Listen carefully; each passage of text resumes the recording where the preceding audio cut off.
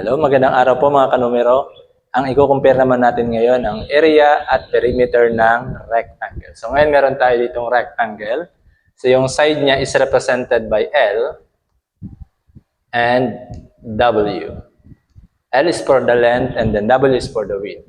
So for the formula of the perimeters, ang formula niya is, kasi distance around the polygon, so we have twice the length plus twice the width. So, dalawang length and then dalawang width. For the area, we will have length times width. Yan lang po.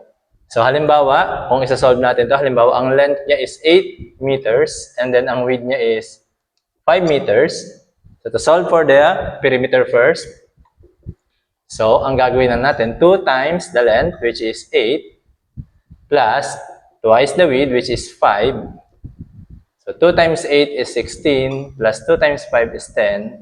So 16 plus 10 is 26. So that is 26 meter for the perimeter. And then for the area, we will have the area of the rectangle. So length times width lang siya. So that is 8 times 5. So 8 times 5 is 40. And then meters squared. So that is the area of the rectangle.